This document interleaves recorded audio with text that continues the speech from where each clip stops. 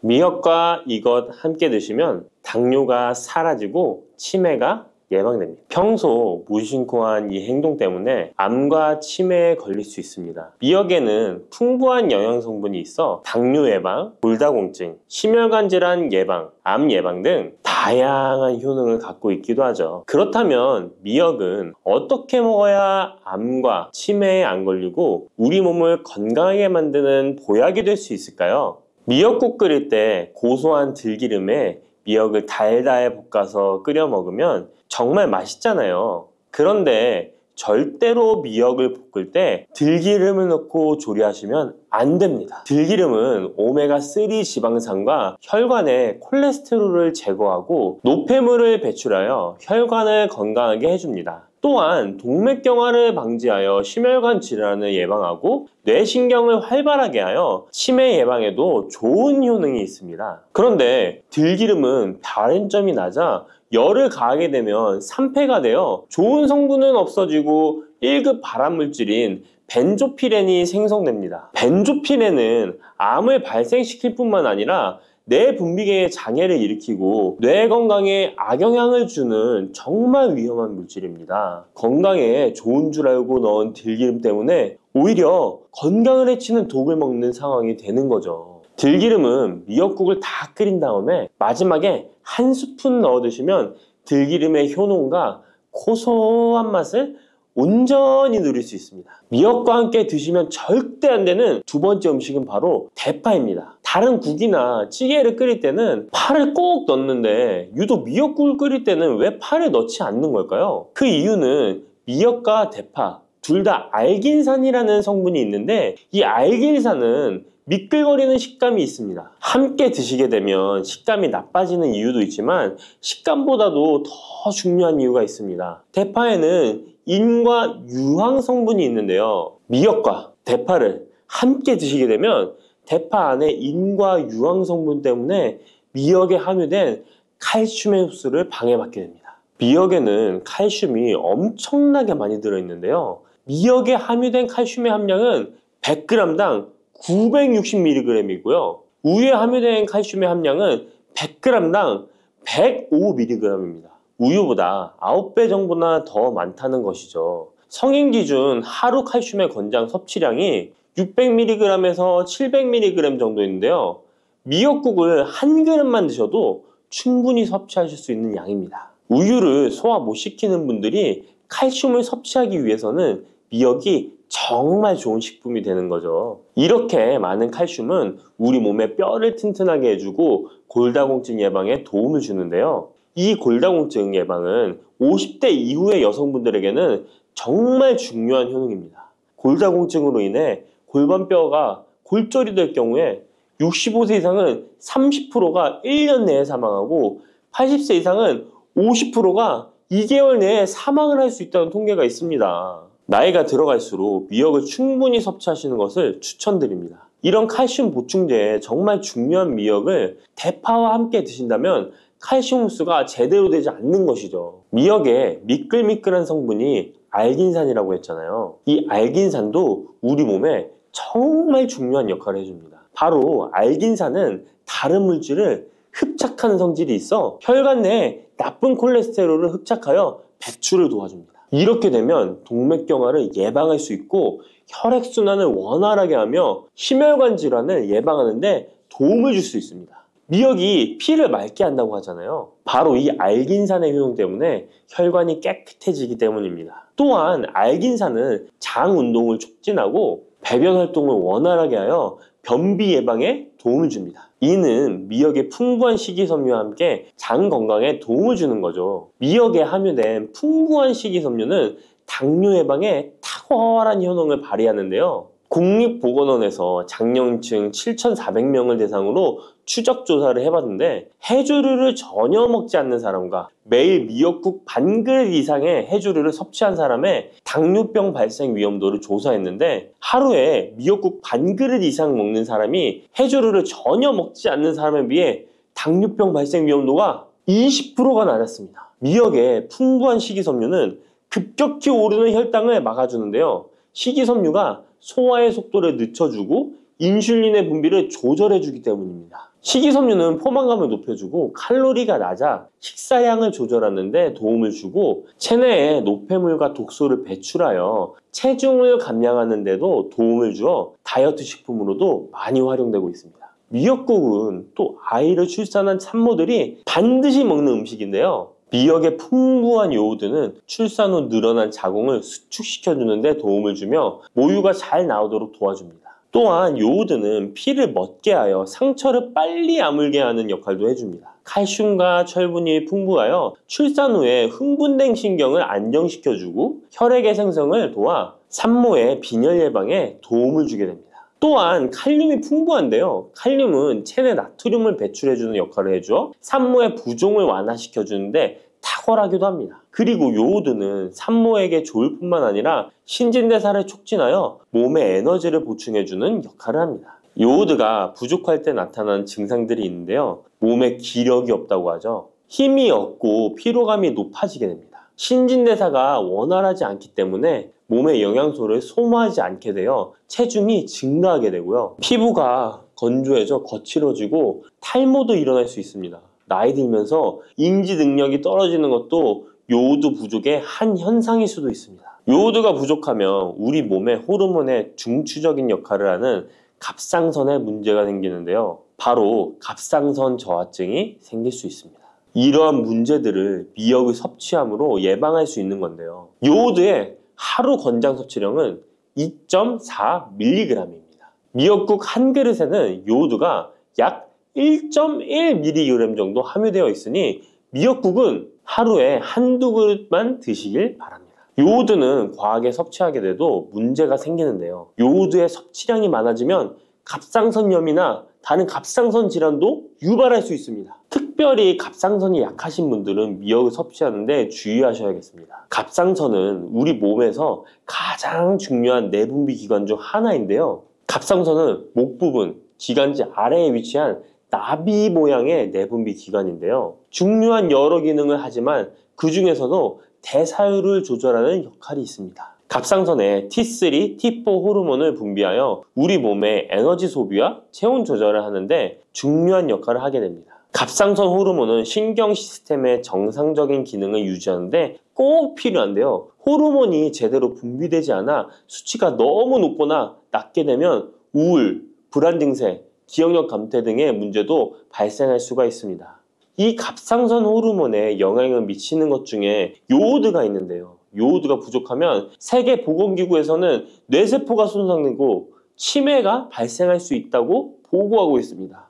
갑상선 저하증이나 항진증이 있는 분들이 요오드가 많은 미역을 많이 드시면 오히려 건강을 더 해칠 수가 있습니다. 건강하신 분들은 미역을 많이 드셔도 호르몬 조절이 잘 되어 문제가 없지만 갑상선에 문제가 있어서 호르몬 조절이 잘 안 되는 분들은 이 요오드의 수치가 높아지게 되면 체내에 활성산소가 증가하게 되어 염증을 일으키고 갑상선염을 유발하고 극히 드물지만 심해지면 갑상선 암으로도 발전시킬 가능성도 있습니다. 따라서 갑상선에 문제가 있는 분들은 미역을 드실 때 주의하셔야 합니다. 날이 갈수록 암의 발병률이 높아지고 있어서 암에 대한 관심도가 높아지는 것이 사실이죠. 이처럼 미역에는 강력한 항암 효과가 있어 건강식품으로도 아주 좋은데요. 미역에는 요오드, 식이섬유, 칼슘, 비타민 등 많은 영양소가 있다고 했잖아요. 그런 것보다 훨씬 중요한 것이 있습니다. 바로 후코이단이라는 성분인데요.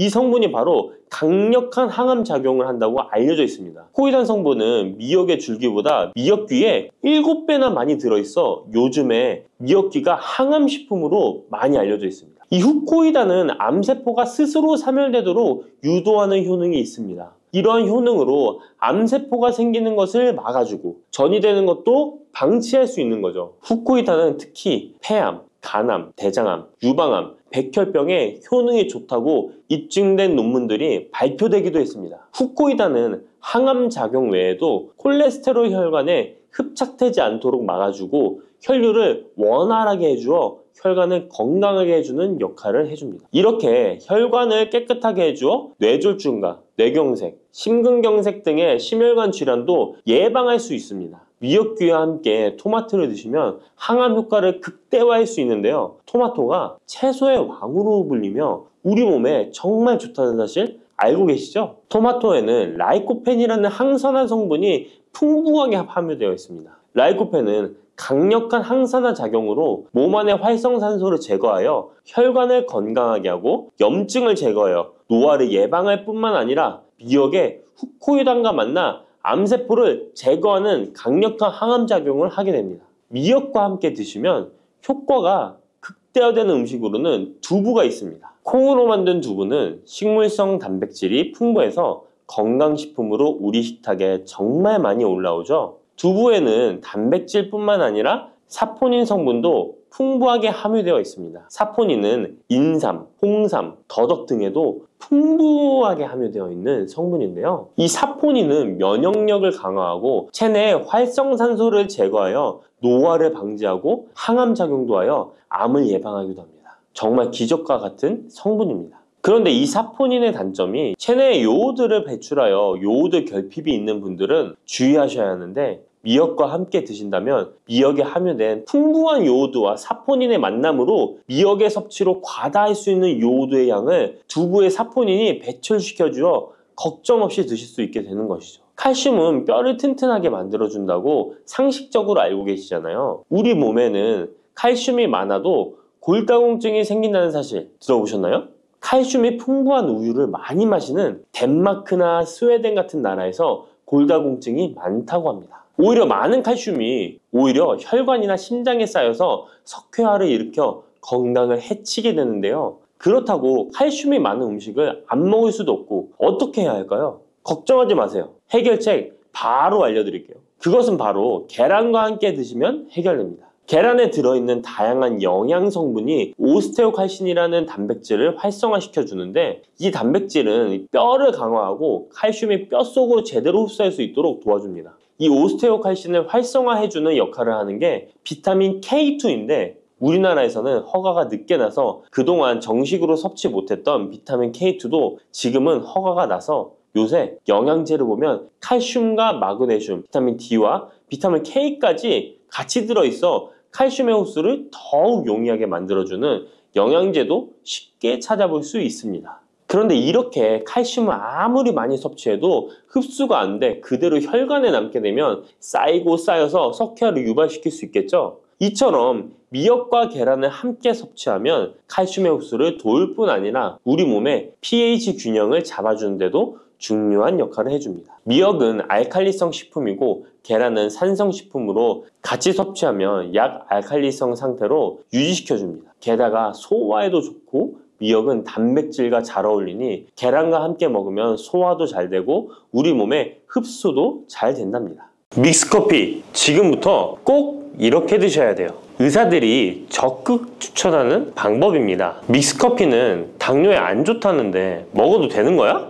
요즘 이렇게 질문하고 있지 않으신가요? 결론부터 말씀드리면 어떻게 먹는지에 따라 믹스커피는 건강에 도움이 될 수도 있고 안 될 수도 있습니다. 그래서 잘 알고 먹어야 하는 거죠. 지금부터 믹스커피에 대한 모든 것을 자세히 알아볼 텐데요. 영상 끝까지 보시면 믹스커피 성분, 효능, 부작용, 건강에 어떤 영향이 있는지와 사람에 따른 하루 권장량, 믹스커피와 같이 먹으면 정말 좋은 식품까지 그동안 몰랐던 믹스커피에 대한 모든 진실 아실 거예요. 제일 먼저 기억하실 게 믹스커피의 성분인데요. 믹스커피는 과연 어떤 성분으로 만들어졌을까요? 물론 믹스커피 제조사마다 성분이 조금씩 다르지만 가장 많이 드시는 믹스커피를 기준으로 말씀을 드릴게요. 믹스커피 성분 첫 번째는 프림입니다. 프림의 원료는 코코넛의 속살인데요. 코코넛 과육에서 채취한 식물성 지방을 분말로 만들어서 믹스커피의 프림으로 사용하는 것입니다. 근데 이 프림이 지방이니까 몸에 안 좋고 콜레스테롤 수치를 높인다 하는 분들도 있고, 식물성 지방이라서 오히려 몸에 괜찮다 하는 분들도 있는데요. 어떤 게 맞는 걸까요? 정확히 말하자면 프림에 들어있는 지방은 코코넛에 추출한 식물성 포화물성 지방이 맞긴 하지만 콜레스테롤을 대놓고 올리는 나쁜 포화지방이 맞습니다. 그런데 여기서 기억하셔야 할 것이 있는데요. 프림에 사용되는 주요 성분인 야자유는 중쇄지방산으로 일반적인 포화지방산과는 조금 다릅니다. 이 중쇄지방산은 일반적으로 체내에서 빠르게 흡수되어 에너지원으로 전환됩니다. 또한 일반적인 포화지방산과는 다르게 심혈관 건강에 악영향을 미치지 않고 소화에도 도움을 줄 수 있는 지방산이에요. 또한 믹스커피 프림에 들어있는 포화지방산은 그 양이 완전히 적다는 것입니다. 요플레 하나 정도에 들어가 있는 양이라고 할 수 있죠. 요플레는 건강을 위해 드시잖아요. 결국 믹스커피에는 몸에 안 좋은 포화지방산이 들어있지만 소량이라서 콜레스테롤 수치에 영향이 하루 한 잔 정도로는 매우 크게 좌지우지할 수 없다고 할 수 있습니다. 그리고 콜레스테롤에 대한 것도 잘 아셔야 하는데요. 우리가 식사하면서 섭취하는 콜레스테롤은 약 20%를 차지하고 나머지 80% 정도는 필요한 만큼 신체에서 자연적으로 합성됩니다. 그렇기 때문에 단순히 커피 한 잔 정도를 마신다고 해서 콜레스테롤 수치가 급격히 올라가거나 건강에 이상을 끼칠 정도의 영향을 주지는 않는다는 거죠. 믹스커피 성분 두 번째는 설탕입니다. 설탕은 당 성분으로 칼로리가 높아서 당연히 몸에 안 좋은 걸로 알고 계실 거예요. 더군다나 믹스커피에 들어있는 설탕은 정제 과정을 거친 백설탕이라 일반적인 설탕보다 흡수 속도가 어마어마하게 빠릅니다. 즉 믹스커피를 마신 후 만족감을 쉽게 느끼는 것은 그만큼 흡수율이 빠르기 때문인데요. 이 당이 소화 과정을 거치지 않고 곧바로 혈액에 녹아들게 됩니다. 왜 안 좋은지 아시겠죠? 근데 여기서 반전이 있어요. 믹스커피에는 설탕이 5g 정도밖에 안 들어있다는 건데요. 쉽게 설명하자면 우유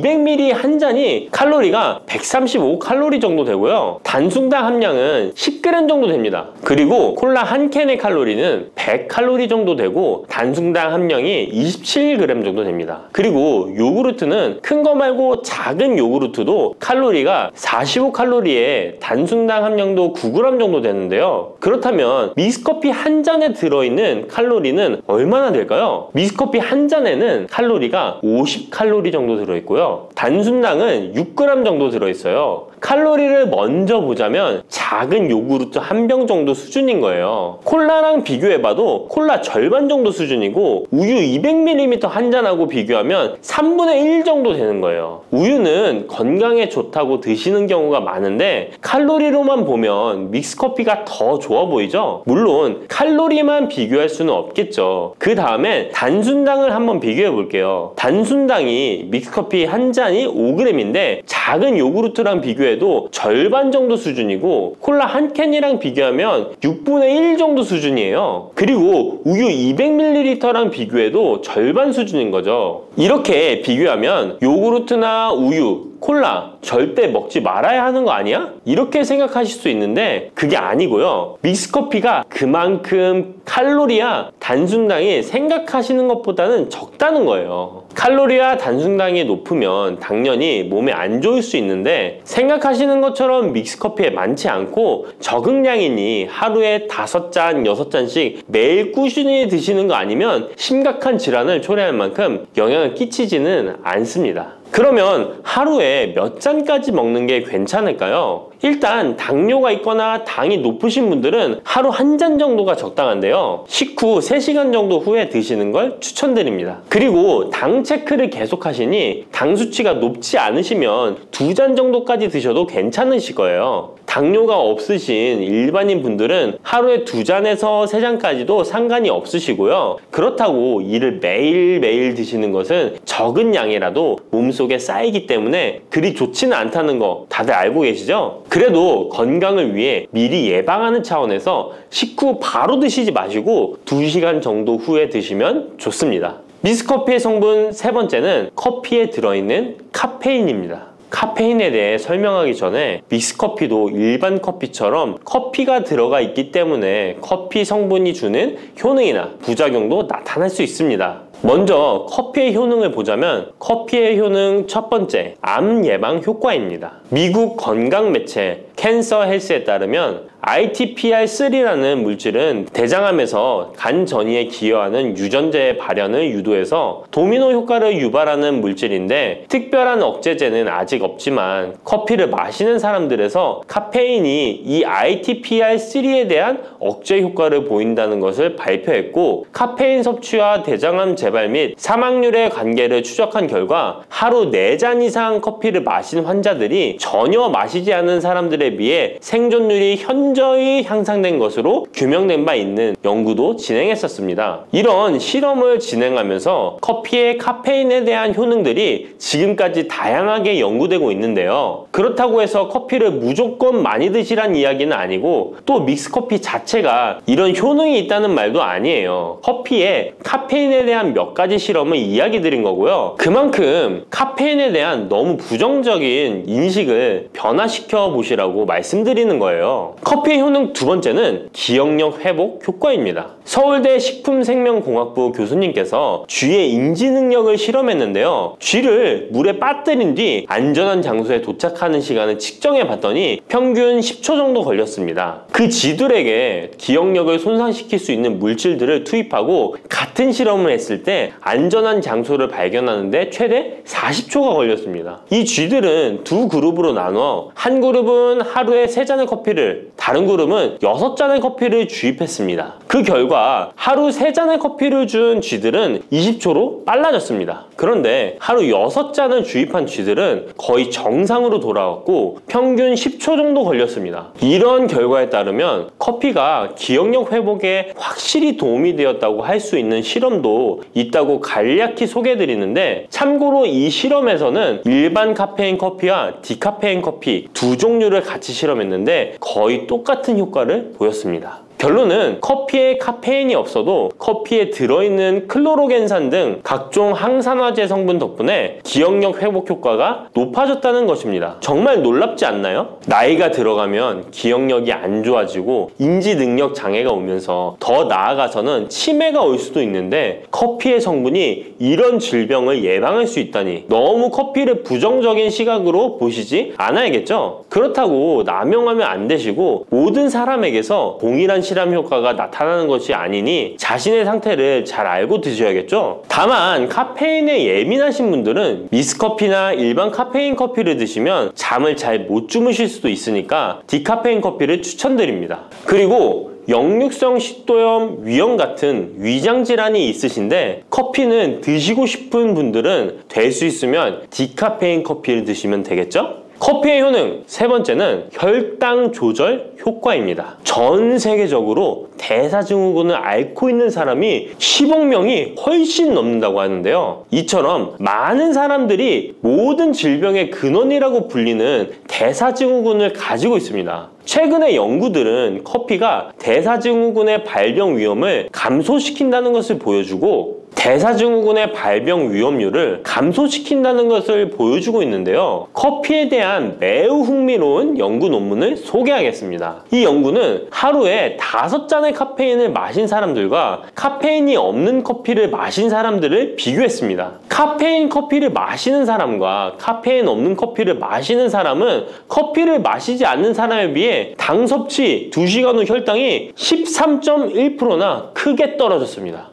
이 외에도 카페인의 혈당에 관계된 실험들도 많이 존재하는데요. 카페인도 적절한 용량, 그렇다고 음료에 들어가 있는 합성 카페인을 말씀드리는 건 아닙니다. 적절히 섭취하면 큰 부작용 없이 드실 수 있다는 것을 말씀드리는 거예요. 커피 효능 네 번째는 다이어트 효과입니다. 다이어트라는 사람들이 운동하기 전에 커피를 마시고 나서 운동을 한다면 카페인이 신진대사를 빠르게 함으로써 운동 효과를 증진시키기 때문에 체중 감량에 도움을 줄 수 있습니다. 뿐만 아니라 커피에는 카페인 성분이 포함되어 있는데요. 당연하게도 믹스커피에 포함된 커피에도 카페인이 포함되어 있고요. 이런 카페인은 적절한 용량을 섭취한다면 신체적 피로 해소와 소화 기능 개선과 같은 효능을 누릴 수 있습니다. 오전에 커피 한 잔을 마시면 화장실에 가고 싶어지는 것도 커피에 카페인 성분이 장 운동을 활발하게 해주는데 영향을 주기 때문입니다. 카페인 성분이 장 운동을 활발하게 해주는데 영향을 주기 때문입니다. 물론 이뇨작용도 활발히 해줘서 소변도 조금 더 많이 보게 되긴 합니다. 다시 돌아가서 믹스커피에 들어있는 세 번째 성분 카페인에 대해 알아볼게요. 믹스커피에 포함된 카페인 용량은 제품마다 차이가 있을 수 있어요. 하지만 평균적으로 60mg 가량의 카페인이 한 잔 용량의 믹스커피에 포함되어 있는데요. 이는 일반적인 아메리카노 대비 3분의 1 수준에 해당하는 수치입니다. 결과적으로 믹스커피의 카페인은 일반 아메리카노보다도 훨씬 적게 들어있는 거죠. 그렇다면 식약처에서 권고하는 카페인 1일 최대 섭취량은 얼마나 될까요? 일반 성인의 경우 카페인 최대 섭취량은 400mg 정도이고요. 어린이나 청소년은 체중 1kg당 2.5mg 이하, 임산부는 200mg 정도입니다. 그러나 임산부의 경우에는 카페인이 태아에 미치는 영향이 조금이라도 있으니 안 드시는 게 좋겠죠? 콜라 한 캔에 카페인이 보통 35mg 정도 들어있으니 믹스커피가 카페인 함량도 크지 않다는 걸 알 수 있습니다. 여기서 잠깐! 그렇다면 믹스커피와 같이 먹었을 때 효과를 극대화시킬 수 있는 식품이 있을까요? 커피와 같이 먹으면 좋은 음식, 첫 번째는 강황입니다. 노란 빛깔의 강황가루를 넣은 커피를 골든 라떼라고도 부르고 있습니다. 강황이 몸에 좋다는 사실이 알려지면서 이미 미국과 유럽 등 전 세계적으로 엄청난 인기를 끌고 있는 새로운 종류의 커피 중 하나인데요. 강황에 함유된 커큐민 성분에는 강력한 항염 효과를 지니고 있어서 체내의 염증 유발 물질을 억제하며 암세포가 발생하고 증식되는 위험을 낮춰줍니다. 또한 우울증을 완화하는 데도 도움이 되며 기억력을 개선하고 치매를 예방하는 등의 다양한 효능을 가지고 있습니다. 강황 커피는 커피 한 컵에 강황 한 티스푼을 넣어 마시면 좋은데요. 강황 속의 커큐민은 우리 몸에 굉장히 흡수되기 어려운 성질을 가지고 있습니다. 그래서 세계적으로 유명한 원료 기업들은 각 기업마다의 커큐민 흡수율을 높인 특허 원료를 만들어내곤 하는데 간단하게 흡수율을 높일 수 있는 방법이 있습니다. 바로 후추입니다. 미국 텍사스 주립대학에서 실시한 연구 결과 강황의 커큐민은 후추의 페페린과 만나면 흡수율이 2000%까지 높아지는 것으로 나타났습니다. 강황 커피에 후추를 아주 살짝 넣어 드시면 건강 개선 효능을 높일 수 있으며 만약 향이 강하다고 느껴지신다면 우유를 조금만 넣어 드셔도 아주 좋습니다. 믹스커피와 같이 먹으면 좋은 음식 두 번째는 계피입니다. 커피에 계피를 넣으면 아주 향긋한 커피를 즐길 수 있어요. 후추와 정향에 이어 세계 3대 향신료 중 하나인 계피는 이미 수천 년 동안 약재로 사용되어 왔으며 여러 연구를 통해 계피의 다양한 효능이 입증되어 왔습니다.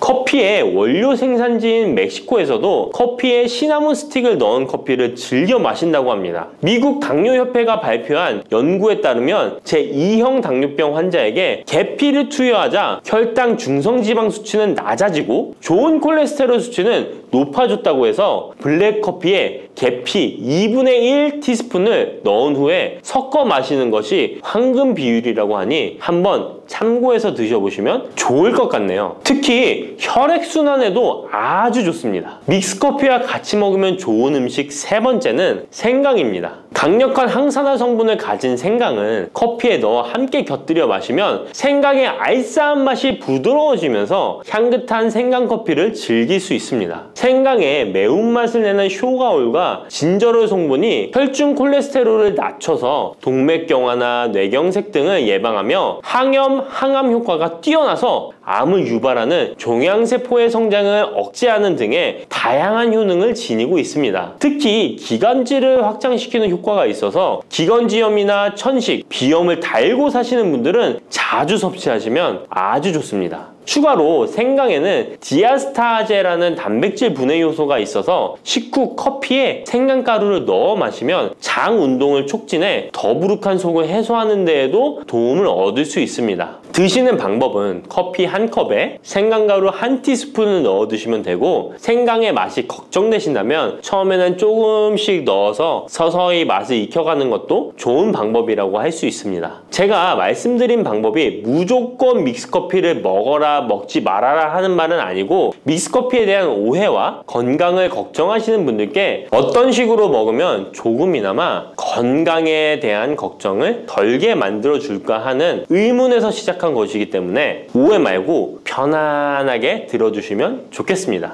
요즘 들어 뱃살, 내장지방 쏙 빼는 기능이 좋기로 소문난 레몬, 요리에도 많이 사용하는 과일이죠. 레몬에는 다양한 성분이 있어 건강에 놀라운 효능을 발휘하는데요. 레몬도 잘 알고 드셔야 제대로 된 효능을 누릴 수 있습니다. 잘못 드시면 오히려 몸에 독이 되는 경우도 많이 있거든요. 영상을 통해 레몬에 어떤 효능이 있는지, 어떻게 먹어야 되는지, 함께 먹으면 보약이 되는 음식에는 어떤 것이 있는지, 그리고 레몬 드실 때 주의할 점까지 레몬에 대한 모든 것 알려드릴게요. 레몬은 다이어트뿐만 아니라 당뇨 예방과 관리에도 아주 탁월한 효능이 있습니다. 최근 연구 결과에서 레몬에 들어있는 비타민 C와 풍부한 식이섬유, 각종 무기질과 구연산이 혈당 조절에 효과가 있어 당뇨 예방에 도움이 될 수 있고, 지방을 분해해주는 효능이 있어 다이어트에도 도움이 된다고 발표했습니다. 또한 레몬은 독소를 배출해주는 효능이 있어 우리 몸의 신진대사를 원활하게 해줘 몸 안에 칼로리를 소모하는데 도움이 되고, 이는 몸의 붓기를 빼고 체중을 줄이는데 도움이 될 수 있습니다. 그럼 레몬의 효능에 대해 좀 더 자세히 알려드릴게요. 12주 동안 진행된 연구에서 고지방 식단에다가 레몬 껍질에 함유된 페놀을 함께 섭취한 설치류는 고지방 식단만 섭취한 설치류보다 체중이 감소했다는 것을 발표했습니다. 또한 체질량 지수가 높은 한국 여성을 대상으로 한 실험에서 레몬 다이어트를 시행한 결과 그렇지 않은 사람들에 비해 체중과 허리둘러가 줄어들었을 뿐만 아니라 인슐린 저항성까지 좋아진 결과를 볼 수 있었고요. 레몬 껍질은 이런 독소를 배출하는 효능뿐만 아니라 변비를 해결하는 데에도 탁월한 효과가 있습니다. 레몬 껍질에는 비타민 C뿐만 아니라 혈관 건강에 좋은 헤스페리딘, 그리고 골다공증 예방과 뼈 건강에 아주 중요한 칼슘, 그리고 팩틴이라는 성분이 아주 풍부하게 들어있습니다. 바로 이 팩틴이 변비를 예방하는 데 탁월한 효능을 발휘합니다. 수용성 식이섬유인 팩틴은 위에서 대장까지 가는 동안 많은 수분을 흡수해 변을 무르게 만들어주고, 장내에 머물러 있는 노폐물과 다양한 유해 물질을 흡착해 변과 함께 몸 밖으로 배출시키며 장내 환경을 깨끗하게 해주어 건강 상태를 유지하도록 도와줍니다. 그리고 레몬 과육에는 없고 오직 레몬 껍질에만 있는 성분이 있는데 디리모넨이라고 하는 천연 오일입니다. 디리모넨은 레몬의 상큼한 향을 내는 성분이기도 하며 장을 자극해 연동 운동이 활발하게 되도록 도와주어 변비를 예방해 줄 수 있습니다. 또 레몬에는 구연산이라는 성분이 풍부한데, 이 구연산이 체내 지방분해 효소를 활성화시키는 역할을 해줍니다. 활성화된 지방분해 효소는 쌓여있는 내장 지방을 태워주어 허리둘레를 줄여주는데 많은 도움을 주게 되고요. 아침에 일어나자마자 공복에 레몬수를 마시면 체내의 대사 기능이 활발해져 몸 안에 에너지 소비가 활성화됩니다. 대한비만학회에서 발표한 연구 결과 레몬수를 섭취한 그룹이 그렇지 않은 그룹보다 내장 지방이 더 많이 감소했다는 것을 확인할 수 있습니다. 또한 레몬에 들어있는 성분들은 뇌졸중의 위험을 줄여주는데 도움이 될 수 있습니다. 한 연구에 따르면 감귤류에 함유되어 있는 플라보노이드는 여성의 허혈성 뇌졸중 위험을 낮추는데 도움이 될 수 있다고 발표했습니다.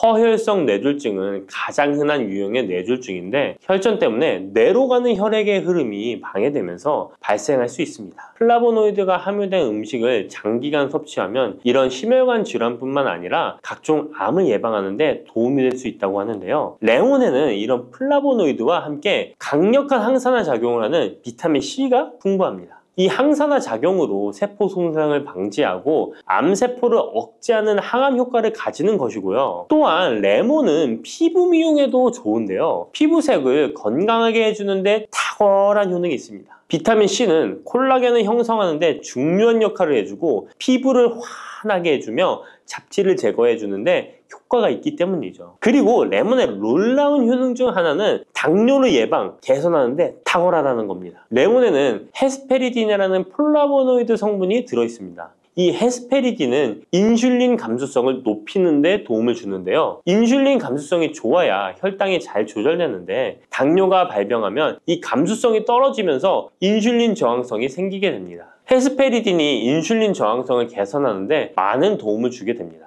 또한 레몬에는 많은 양의 항산화 물질들이 들어있습니다. 비타민 C뿐만 아니라 폴리페놀, 플라보노이드 등 다양한 물질들이 혈당으로 인해 공격받고 상처난 세포들을 보호해주는데 장의 베타세포를 보호해주는 것이 아주 중요한 효능입니다. 베타세포는 인슐린을 분비하는 세포인데 당뇨가 생기면 가장 먼저 타격을 받게 됩니다. 레몬을 통해 베타세포를 보호하여 당뇨를 예방할 수 있게 되는 것이죠. 이 레몬을 복용하는 가장 좋은 방법은 바로 레몬수입니다. 그럼 레몬수를 만드는 방법을 바로 알려드릴게요. 깨끗하게 씻은 레몬 1개와 물 1리터를 준비해주세요. 레몬은 양끝 부분은 쓴맛이 나기 때문에 잘라주시고 레몬의 씨는 제거해도 되고 그냥 두셔도 됩니다. 적당한 크기로 자른 레몬을 80도 정도의 뜨거운 물에 넣어줍니다. 충분히 우려내 주시면 레몬물 완성입니다. 물의 온도별로 레몬물의 항산화 능력이 어느 정도 차이가 나는지 실험을 한 결과 80도 이상의 뜨거운 물에서 가장 높은 항산화 효과가 나타났다는 발표를 한 적이 있습니다.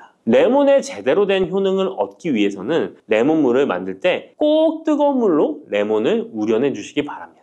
레몬물은 실온에서 어느 정도 식힌 후 미지근해졌을 때 마시면 됩니다. 레몬의 산미가 강해 드시기 힘드신 분들은 물을 충분히 더 희석하여 드시다가 적응이 되면 물의 양을 줄이시면 됩니다. 이런 레몬수를 만들어 드실 때 주의할 점이 있는데요. 첫 번째는 반드시 충분한 양의 레몬을 넣어야 한다는 것입니다. 레몬수를 만들 때 레몬 자른 것 몇 조각을 넣어 드시는 경우가 있는데 이 정도는 충분하지 않습니다. 물 1리터에 레몬 1개 정도 우려서 드셔야 레몬의 효과를 볼 수 있습니다. 두 번째는 설탕을 넣으면 안 된다는 것입니다. 레몬의 신맛이 강해 먹기 힘든 분들이 종종 설탕을 넣어 드시는데 그렇게 하시면 오히려 우리 몸에 독이 됩니다. 레몬수의 맛을 위해 설탕을 넣다 보면 설탕을 과하게 드실 수 있기 때문에 넣지 않는 것이 좋습니다. 그리고 세 번째는 레몬을 세척할 때 깨끗하게 하셔야 되는데요. 깨끗하게 세척한다고 식초, 베이킹소다를 많이 사용하시잖아요. 하버드 대학 연구 결과가 있는데요. 레몬은 물에 2분 정도 담가 두었다가 흐르는 물에 잘 씻어주면 농약은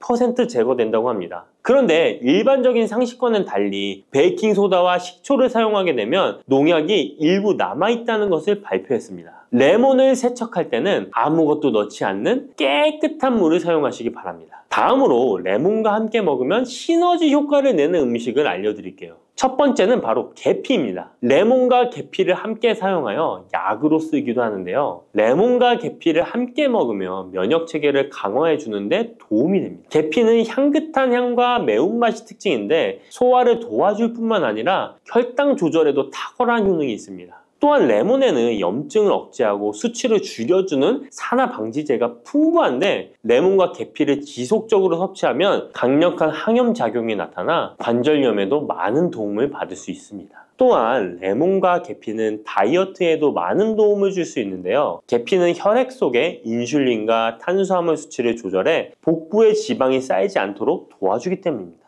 그리고 레몬은 고구마와 함께 드셔도 좋은데요. 고구마는 베타카로틴, 비타민C, 식이섬유 등이 풍부하게 함유되어 있어 염증을 감소시키고 안구세포를 보호하는 효과가 있는데요. 항산화제인 베타카로틴이 매우 풍부해서 안구 건조증의 위험을 줄이고 눈 건강에 많은 도움을 줄 수 있습니다. 레몬도 비타민C와 다양한 항산화 물질을 함유하고 있어 함께 섭취하면 항산화 효과를 더욱 높일 수가 있겠습니다. 뿌리, 줄기, 이파리까지 버릴 것 없는 대파는 정말 다양한 조리법도 있는데요. 피를 맑게 하고 내장 지방을 없애주며 장 건강에도 좋은 풍부한 영양소들도 함유되어 있어 반드시 먹어야 하는 채소 중 하나입니다. 이런 대파도 함께 먹으면 보약이 되는 음식이 있고 또 독이 될 수 있는 음식도 있습니다. 그리고 먹는 방법에 따라 효능도 다르다고 하니 다양한 방법으로 드시는 것을 추천해 드리고요. 그럼 지금부터 대파의 효능과 함께 먹으면 보약이 되는 음식 3가지와 독이 되는 음식 2가지까지 알려드리겠습니다. 그리고 대파의 특급 레시피 4가지와 대파 보관법까지 대파의 모든 것 알려드릴게요. 우리나라에서는 통일신라 때부터 재배를 했다고 알려져 있습니다. 그만큼 오랫동안 재배하고 식탁에 올라온 채소인데요. 대파 특유의 향이 다른 식재료의 잡냄새를 제거하는데 탁월한 효과가 있어서 생선이나 고기류의 냄새를 제거하는 향신료로도 많이 사용되고 있죠. 뿐만 아니라 물에 넣고 끓이게 되면 감칠맛이 좋아져서 다양한 육수와 채소를 만드는 데에도 빠지지 않고 들어가는 재료이기도 합니다. 이런 대파의 첫 번째 효능이 바로 내장 지방을 싹 빼준다는 것입니다. 대파에는 특유의 향과 알싸한 매운맛을 나게 하는 성분이 있는데요. 이 성분이 바로 황화알릴이라는 성분입니다. 이 황화알릴은 대파에 열을 가해 굽게 되면 프로필 메르캅탄이라는 성분과 아조엔이라는 성분으로 변하게 되는데요. 대파를 구울 때 매운맛을 내는 성분은 휘발이 되어 없어지고 단맛이 나는 성분이 생성되는데 그 성분이 바로 프로밀 메르캅탄입니다. 이 프로밀 메르캅탄의 단맛 강도가 설탕 단맛의 강도보다 무려 50배나 강해서 대파의 단맛이 좋아지는 건데요. 정말 놀랍지 않나요? 근데 단맛 하면 당뇨가 있는 분들은 혈당이 많이 오를까봐 걱정되시잖아요. 이 성분은 설탕과는 달리 혈당을 오르게 하지 않아서 당뇨가 있는 분들도 전혀 부담 없이 드실 수 있는 단맛입니다. 또 열을 가하면 아조엔이라는 성분이 만들어진다고 했잖아요. 바로 이 성분이 우리 몸을 회복시키는 효능이 있는데요. 어떻게 우리 몸을 회복시킬까요? 그것은 바로 혈관을 깨끗하게 해주기 때문입니다. 아조엔의 별명이 바로 혈관 청소부인데요. 혈관에 나쁜 콜레스테롤을 제거하고 혈액이 뭉치는 혈전 생성을 방지해줍니다. 혈관도 확장해줘서 혈액순환을 원활하게 해주는 역할도 해준답니다. 이런 효능으로 신진대사를 원활하게 해주고 동맥경화, 고지혈증, 고혈압 등의 심혈관 질환을 예방하는 데에도 도움을 줄 수 있습니다. 뿐만 아니라 내장지방을 분해해 몸 밖으로 배출시켜주는 효능이 있어서 건강뿐만 아니라 다이어트에까지 도움을 주는데요. 최근에는 다이어트 식품으로도 많이 활용되고 있습니다. 그리고 대파의 녹색 부분에는 베타카로틴이 풍부한데요. 이 성분이 바로 강력한 항산화 물질입니다. 이 베타카로틴은 우리 몸속의 활성산소를 제거하여 노화를 방지해주고 피부의 탄력을 유지하여 주름을 예방하는 효과도 탁월하여 피부 미용에도 좋은 영양소입니다. 그리고 면역세포의 기능을 강화해주어 감기나 독감 등의 질병을 예방하고 알레르기 반응을 억제해주는 효과도 있습니다. 또한 베타카로틴은 눈의 피로도 해소해주는데요. 시력을 보호하고 야맹증과 안구건조증을 예방하는 데에도 도움을 줄 수 있습니다. 대파의 베타카로틴은 구울 때 2.5배나 증가한다고 하는데요. 이런 대파의 효능을 극대화해 먹을 수 있는 방법이 있습니다. 대파의 특급 레시피 소개해드리겠습니다. 우선 대파를 깨끗하게 씻어주시고요. 5cm 정도로 잘라주십니다. 대파를 반으로 갈라주셔도 되고 그냥 사용하셔도 됩니다. 기름을 두르지 않은 팬에다가 대파를 올려서 구워주시는데 앞뒤로 골고루 약간 탄 것 같이 잘 구워줍니다. 이제 장을 만들어 줄 건데요. 물을 2컵 넣어주시고요. 간장을 반컵 넣어줍니다.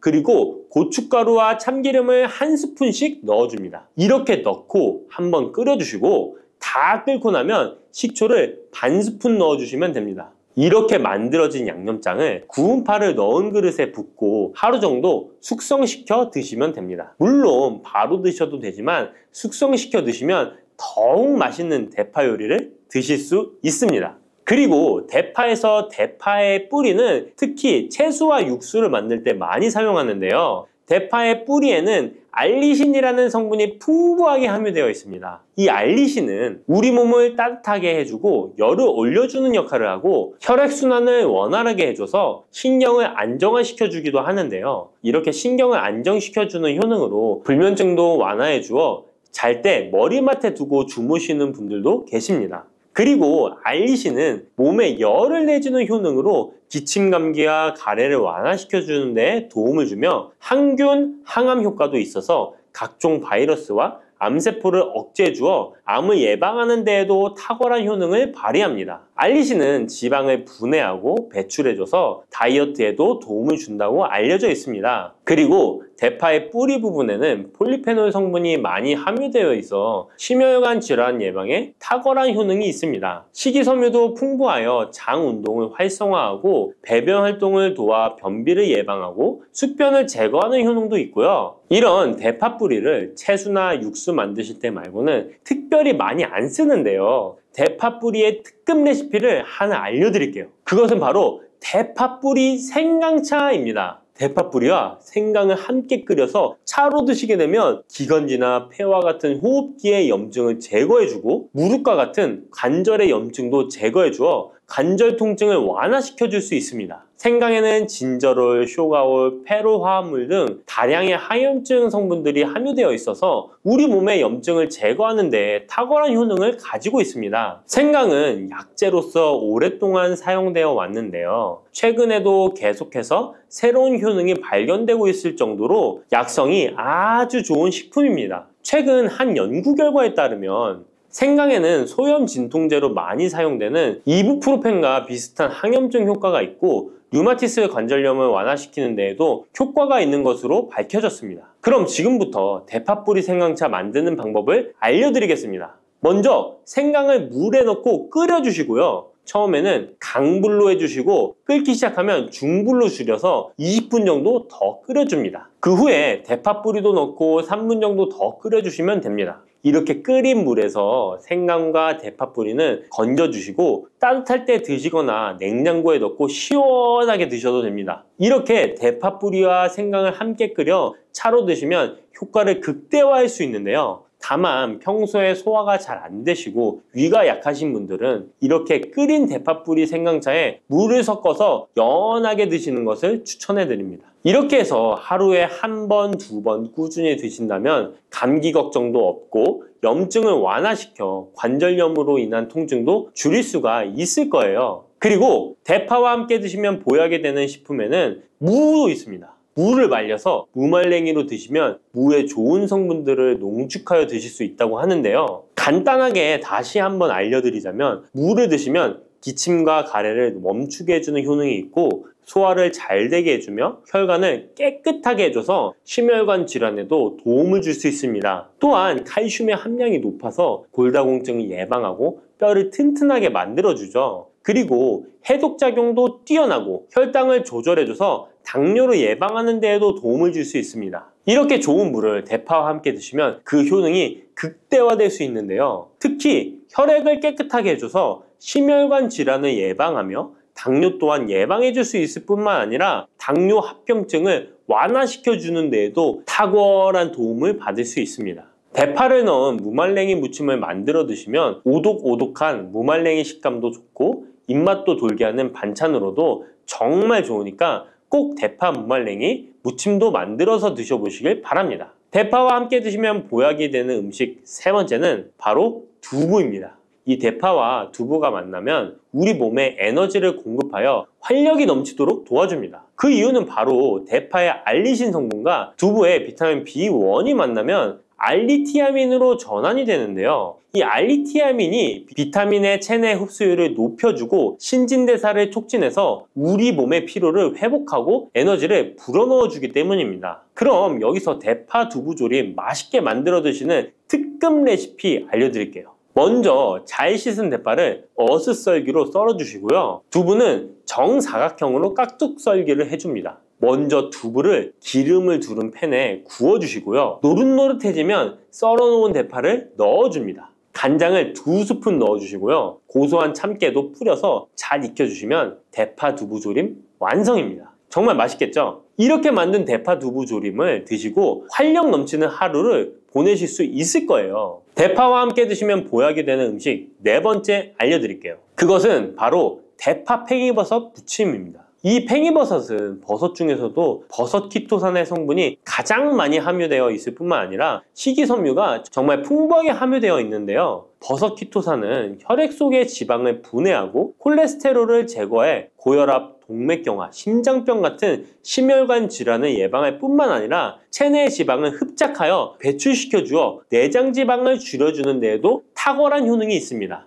또한 체내의 중금속의 배출을 돕고 간 건강을 돕는 효능도 있다고 알려져 있고요. 그리고 풍부한 식이섬유가 배변 활동을 도와서 숙변을 제거하는 데에도 큰 도움을 줍니다. 하지만 이 팽이버섯의 세포벽은 단단하기 때문에 그냥 드시게 되면 좋은 성분을 흡수하기가 힘든데요. 열을 가하게 되면 세포벽이 깨지면서 영양 성분의 흡수율을 높일 수 있습니다. 이런 팽이버섯과 대파를 함께 드시게 되면 내장 지방을 제거하고 혈관을 깨끗하게 하는데 탁월한 음식이 되는데요. 먼저 팽이버섯의 밑둥은 잘라버리시고요. 팽이버섯을 적당한 크기로 잘 썰어줍니다. 그리고 흐르는 물에 잘 씻어줍니다. 그리고 대파는 어슷썰기로 잘게 썰어주시고요. 적당한 용기에 계란을 풀어주세요.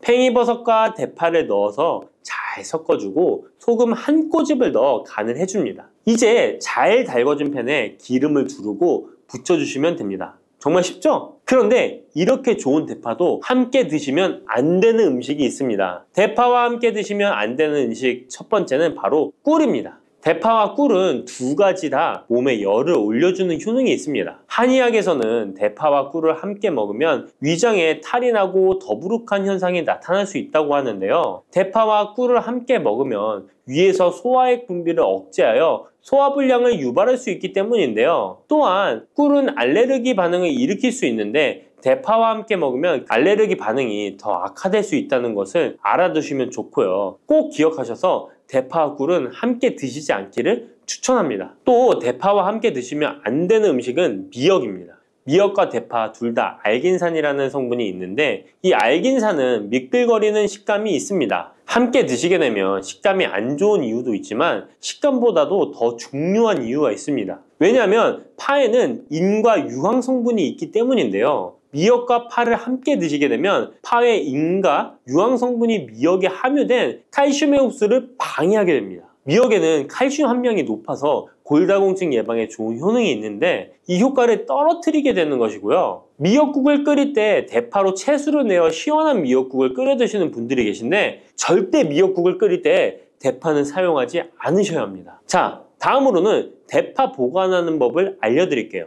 대파를 한 단 사면 양이 많아 한 번에 드시지 못하는 경우가 많은데요. 대파를 보관하실 때는 씻지 않고 흙이 묻은 채 보관하는 것이 좋지만 사용하기 불편하기 때문에 씻어서 보관하는 방법 알려드릴게요. 우선 잘 씻은 대파를 줄기와 잎부분으로 나눠 잘라주시고요. 물기를 제거하고 키친타올을 넣은 지퍼백에 줄기와 잎부분을 나눠 담아 냉장고에 보관해 주시면 됩니다. 이렇게 하시면 2주에서 3주 정도는 보관 가능하시고요. 더 장기간 보관하시려면 냉동을 하시면 되는데 냉동 보관하시려면 대파를 사용하기 원하는 크기대로 잘라서 지퍼백에 넣어 냉동하시면 됩니다. 이렇게 하시면 냉동된 대파를 꺼내서 요리하실 때 바로 사용하실 수 있을 겁니다.